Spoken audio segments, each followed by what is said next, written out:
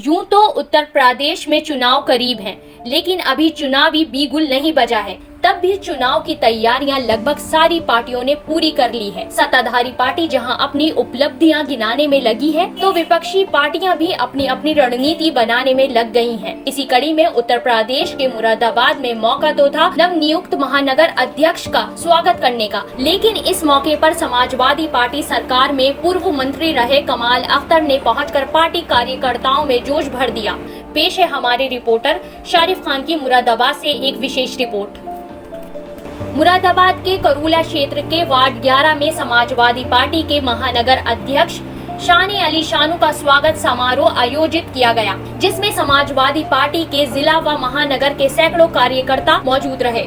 इस स्वागत समारोह में पहुंचे उत्तर प्रदेश सरकार में पूर्व मंत्री रहे कमाल अख्तर का ढोल नगाड़ों की ताल पर स्वागत किया गया। नव नियुक्त महानगर अध्यक्ष और कमाल अख्तर का स्वागत करने के लिए जिला व महानगर समाजवादी पार्टी के कार्यकर्ता बड़ी संख्या में मौजूद रहे। क्षेत्र वासियों ने भी फूल बरसाते और फूल माला पहना के कमाल अख्तर का स्वागत किया, लेकिन सैकड़ों की तादाद में पहुंचे सपा कार्यकर्ता शायद ये भूल गए थे कि अभी कोरोना खत्म नहीं हुआ है। कमाल अख्तर ने पत्रकारों से बात करते हुए कहा कि समाजवादी पार्टी के कद्दावर नेता और रामपुर से सांसद आजम खान पार्टी के सीनियर नेता हैं। हिंदुस्तान में उनका हर कोई चाहने वाला है। भारतीय जनता पार्टी की सरकार ने उनके साथ बहुत जुल्म ज्यादती की है। प्रदेश सरकार पर तंज कसते हुए उन्होंने कहा कि ना तो नौजवानों को रोजगार मिला और ना ही किसानों को उनका बकाया पैसा। कमाल अख्तर ने कहा कि जब हमारी सरकार थी तो हमने 18 लाख नौजवानों को लैपटॉप और 65 लाख लोगों को समाजवादी पेंशन देने का काम किया।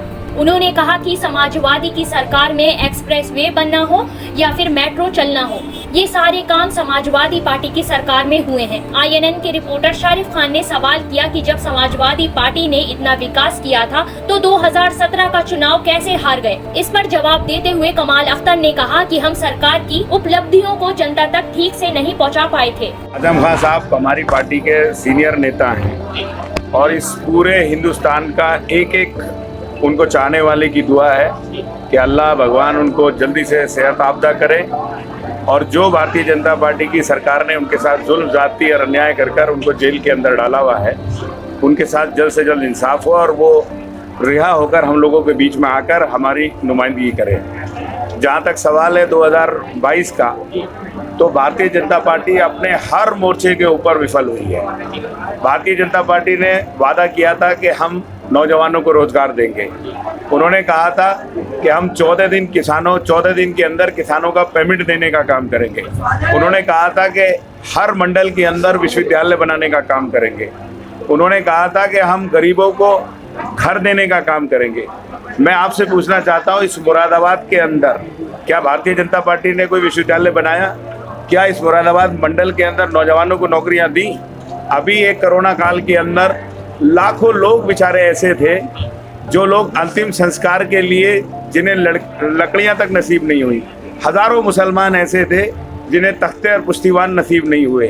1446 किलोमीटर की गंगा के किनारे जहां पर लोग अपने लोगों का अंतिम संस्कार करते हैं, वहां कुत्ते और बहुत सारे जानवर अपने अजीज़ों की लाशें जो छोड़ गए थे उनको नोचते हुए ऐसे दृश्य सामने आए कि लोग आज तक अपने दिलों के ऊपर लिखे हुए हैं। मैं कह सकता हूं कि भारतीय जनता पार्टी पूरी तरह से फेल हुई और 2022 के अंदर हम लोग अखिलेश यादव जी ने जो काम किए थे 2012 से 2017 तक 18 लाख नौजवानों को लैपटॉप देने का काम किया, 65 लाख लोग माँ बहनों को जो है समाजवादी पेंशन देने का काम किया, हम लोगों ने एक्सप्रेस वे बनाने का काम किया, मेट्रो चलाने का काम किया, गरीब किसानों को किसान बीमा योजना देने का काम किया, कामधेनु योजना देने का काम किया, लोहिया आवाज़ देने का काम किया। उन चीज़ों को लेकर जनता के बीच में जाएंगे और मुझे पूरा विश्वास है कि सरकार और नौजवान लोगों अखिलेश जी को एक बार फिर मुख्यमंत्री बनाने का काम करेंगे। 2017 में चुनाव लड़ा गया था कि काम बोलता है, यानी कि विकास बोलता है, फिर भी चुनाव हार गया। इस बार क्या मुद्दा है आपके पास? क्या देखिए ऐसा है, हम लोग जो अखिलेश जी ने काम किए थे वो जनता के बीच में उन लोगों के हम उनके कामों को पहुंचा नहीं पाए। दूसरी बात, भारतीय जनता पार्टी अपने झूठ, अपने पाखंड और प्रोपेगेंडे के अंदर कामयाब हो गई। जिस तरह से उन्होंने कहा कि लैपटॉप सिर्फ एक जाति एक बिरादरी के लोगों को दिए गए, जबकि 18 लाख लैपटॉप हर जात बिरादरी के लोगों को दिए गए थे।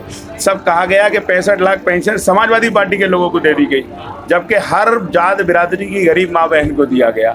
जिस तरह से जात के नाम पर, धर्म के नाम पर, मंदिर के नाम पर, बिरादरी के नाम पर लोगों को गुमराह किया गया, लोग गुमराह हो गए।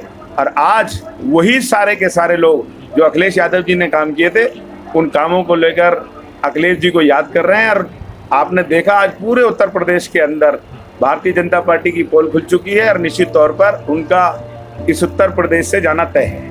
मंत्री जी, एक सवाल और।